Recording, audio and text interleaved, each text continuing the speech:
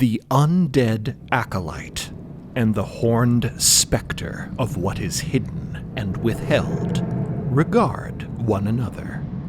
You have arrived just in time for a swim. One moment I will make myself available. The granddaughter steps tentatively into the ship's swimming pool deck. Deep, dark fold swirls outside the deck's windows, as do vast skeins of rippling, assorted textiles. A man piloting a hang glider parasail thing, carrying a baby, hovers in the fog outside. Thank you for chatting. It has been a pleasure. Mother Artifice intones loudly at the fellow, sign languaging through the window as he speaks. But I must go now. I invite you to fly down to the control deck. I believe our cosmologist is working there tonight, and he would be pleased to make your acquaintance. Toodaloo. The hang-gliding man grins, signs something back in reply, and waves.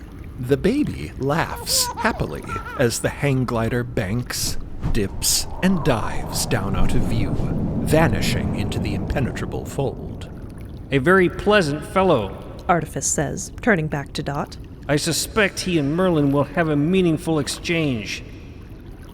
Dot is just staring. This is the past. For you, perhaps. For me, it is the present. For both of us, however, it is now. And there is no better time than now to chat. Please make yourself comfortable. Artifice takes a seat in his customary pool chair. Dot doesn't move from the pool deck doorway. The doorway, which they now regard with suspicion, with an eerie, slow-dawning new awareness. Merlin was right. We are still in the Hall of Doors. Every doorway is an opportunity. It is your intention that dictates where it leads.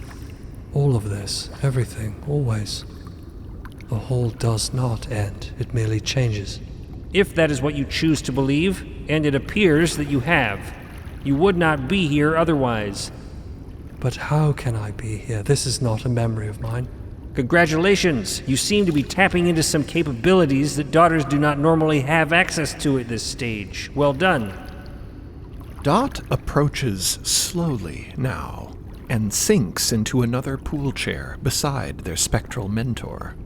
Is there a way out? Is there even anything else? You can no more depart than you can arrive.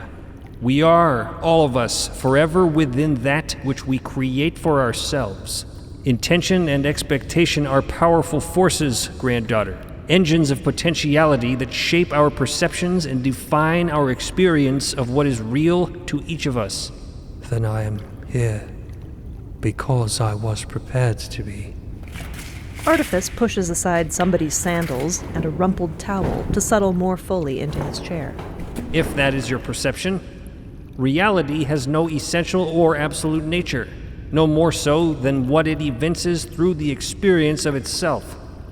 As you are beginning to surmise by now, there is not even a thing called reality. Only those judgments, decisions, and thoughts we assign to codify and categorize our experiences.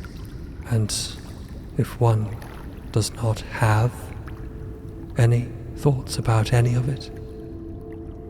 The hammer-headed mantle turns slowly.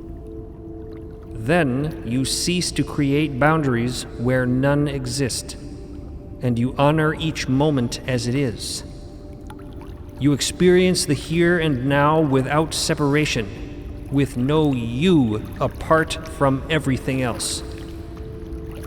Dot watches the stormy washes of silk and linen ripple and roll in the deep fold beyond the windows. Forms and patterns appearing and disappearing in the dark. They stop thinking and just watch. Then they stop breathing. Then they stop bothering to beat their heart. And they just sit meditatively in a state of total, deathly stillness. Artifice observes them, seemingly unsurprised. What is this, Mother? What has become of me? I think you already know. I am dead. So it would appear. Dot does look at Artifice now, searchingly, scanning the shrouded spectral figure for some flicker of meaning, explanation, consolation. But how? Why? You know why. Because you chose it. You invited it with willful sacrifice in exchange for the safe passage of your crew. It is the doorway you committed to stepping through. But so did you. Or so will you. And this is not what happened to you. On the contrary, I seem to recall the last time we all met, you all told me that I was extremely dead. But not like this. Not like I am. You are gone entirely. Artifice shrugs. And we are different people in different situations, hence different results. Dot watches him neutrally. They would watch him with curiosity and even concern if they had those feelings switched on, but they don't right now. What am I saying? I'm sorry, you asked us not to tell you these things. That is correct. I would rather you did not. But whether I have knowledge of it or not, however, it would seem that my fate is, It is inevitable. The hammerhead faces them directly, wordlessly, contemplatively. The pool room is quiet, but for the gentle lap of clear water and the muffled drone of deep-fold wind outside, as the black-cloaked mother and his apprentice look upon one another. Anyway, Artifice gathers himself. how about that swim? I presume, after all, that you came to find me here because you are in a swimming mood, as I am. Dot blinks. Are you? Have you got a swimming suit? Artifice stands from the pool chair. What are you talking about? As you can see, these are my swimming robes. Can you not tell by the sporty, moisture-wicking fabrics? What about you? You don't look swim-ready. That massive cloak suggests to me that you have come from somewhere very cold. He swishes a gloved hand in the pool water. Probably still warmer than this, though.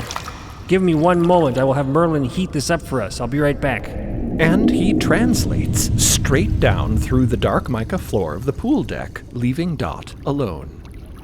Staring at the patch of floor that Mother Artifice sank down through, Dot does not immediately look up as they hear the dooring noise behind them. After all, Artifice is the only one that can see them. To everyone else on the ship in this past moment, they might as well be a ghost. But the enormous cat that comes sniffing at the back of their head can absolutely see them and smell them. Omelette, how did you get in here?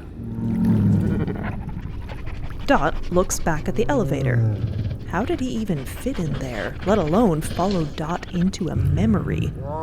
Perhaps pupating in an alien cosmos and hatching in a place like the Hall had some peculiar impacts on his development. What did he find to eat in there? Artifice reemerges through the floor rather suddenly, and Omelette approaches to investigate him with feathery antennae. The mother gives him a pat, evidencing absolutely zero surprise or alarm at the presence of the massive cat. Merlin and our fold-sailing guests... Oh, excuse me, Omelette. They seem to be getting along rather nicely in control. Mr. Hustleworth, too. And the pool should be hot shortly, granddaughter. Would you care for a restorative dip? I didn't bring my swimsuit. That is immaterial. This is a memory, granddaughter. You cannot even make ripples in the water. Hop in and enjoy the ghostly ambience of liquid warmth. Artifice sinks down into the pool, fully clothed, black robes ballooning humongously. He floats like a billowing dark jellyfish. Ah, it is getting toasty already. And Artifice fumbles with a woven fiber pool noodle. Join me. Dot does. And indeed, the memory water is an incorporeal, vaguely warm presence that does not react to their submersion. They sit on the steps of the pool, up to their chest in the dry, phantom-like water. Pleasant, isn't it? I suppose it is. But should I really be here? Maybe I should go. You told us it was dangerous to linger in the Hall of Doors. It is. And unfortunately, there is no complete safety from what the hall contains, especially as the hall's distinction from other facets of reality can be ambiguous at best. You are inside of the ship right now, however, which does provide limited protective warding, but indeed you would not be wise to remain long-term, and beware the temptation to make frequent visitations. The hall offers a certain seduction, as illustrated by your choice to come here again. These dangers that you speak of. In the hall, after our last meeting, I was told that I became something not myself. Something about rhymes and red light. What happened to me? You moved on from it is what happened. Artifice says, with conspicuous casualness, that you notice, but Dot does not. You wisely did not linger, and that is why you are here to speak of it now. I had no time to linger. The ship fled that place very quickly. Good, it protects you, as I said, but without the warding of the ship or the protections of a multitude of mothers, the hall is no place for dawdling. Some have made the fatal mistake of staying so long that the hall now stays with them.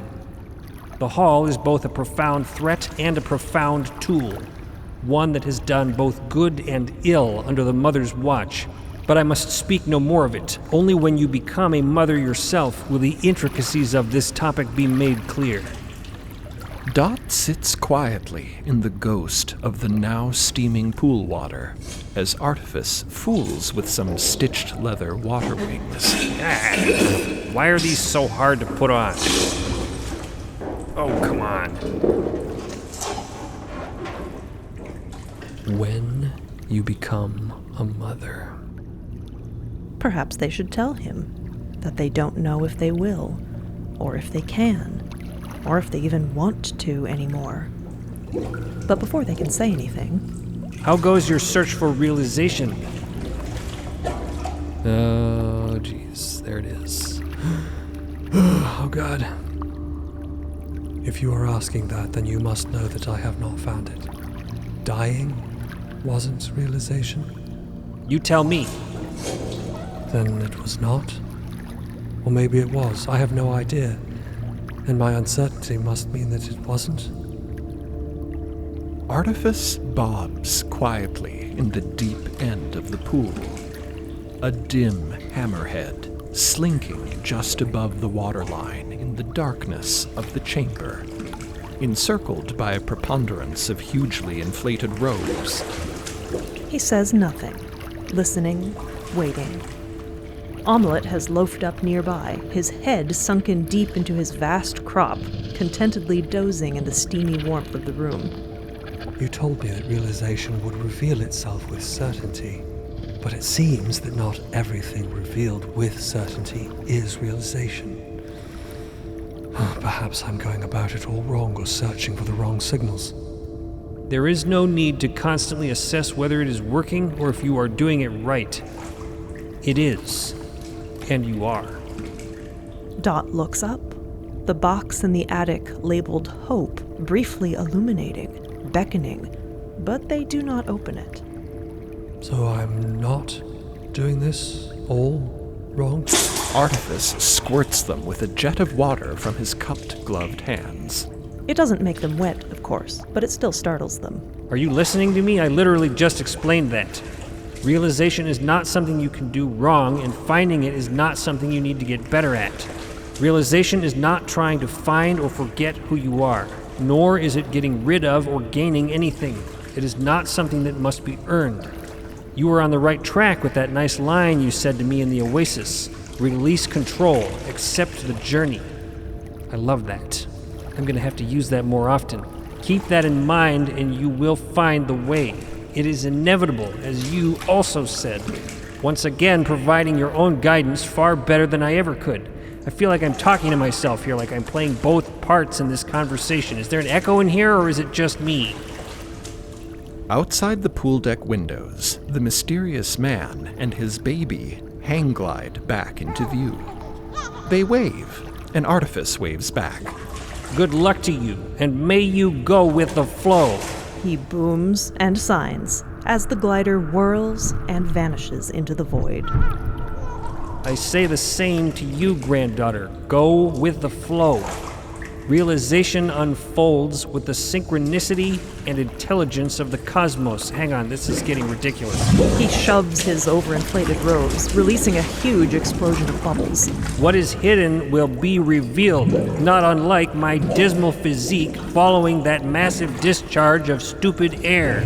Your job is simply to be present, granddaughter, to experience each moment fully, sincerely, and without distance. That's it. That's all.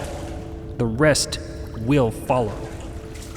Being dead does not preclude me from becoming a mother.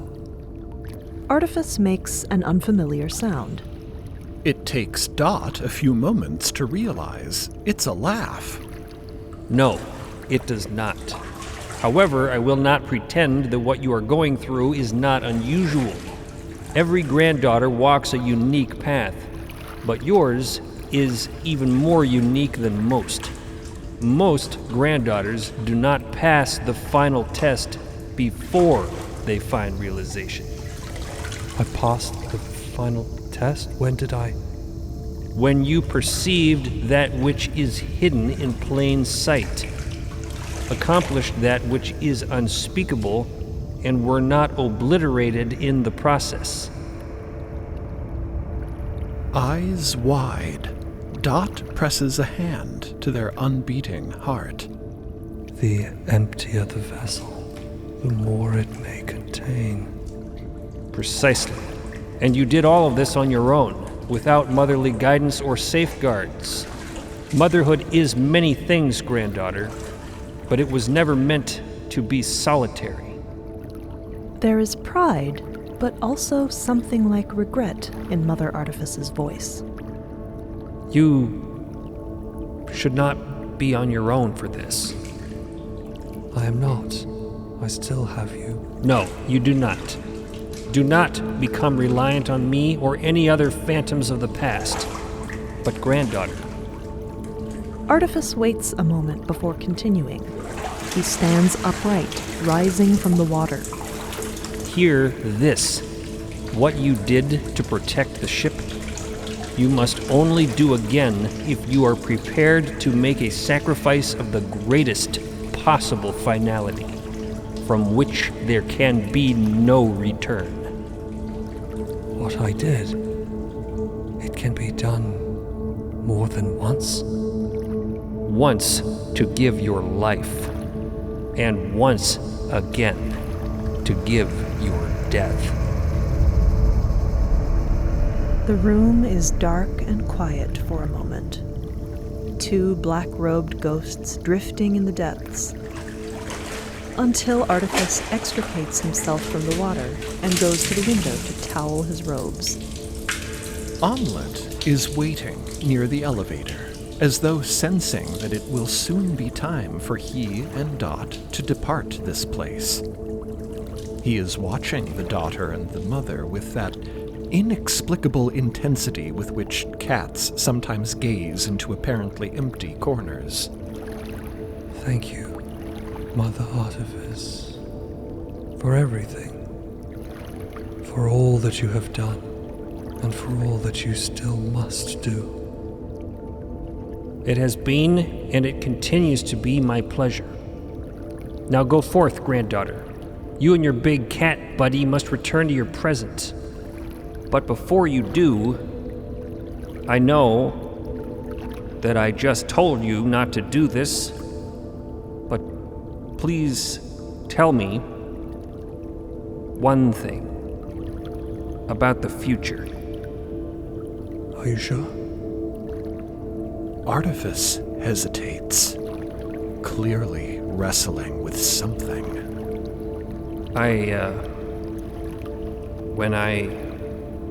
When I pass on. Dot waits. There is something in his voice they have never heard before. Something that shines a spotlight on another box in Dot's attic. A box they dare not open. One they might not be able to close again if they do. How do I ask this? You say there is another cosmos. A place beyond this one? Yes, Mother. And perhaps not one, but many places more strange and more wondrous than we can ever know. And the doorway that leads there, it will not be subtle or unclear. It is everything and nothing, the beginning and the end. You will know it when it is time. Then wherever I may go, whatever I may become, I go with the knowledge that it will be a great adventure. It is inevitable. I shall step through that door when it arrives, with the confidence that I, and you, and those we care for, will make it to where we need to go. And for that reassurance, granddaughter, it is I who now thank you. Dot's mentor regards them with an ageless knowing. You will make an excellent mother, granddaughter, and you will take a name that speaks to the wisdom you possess. Good luck to you in all that is to come. Farewell. And then he hugs them. A towering expanse of slightly damp robes encloses the granddaughter, and Dot returns the embrace. Farewell, Mother Artemis. Thank you for everything. And framed by the fathomless fold and fabric, beyond the windows, the teacher and the student stand together. And in these final moments, it's hard to say which is which.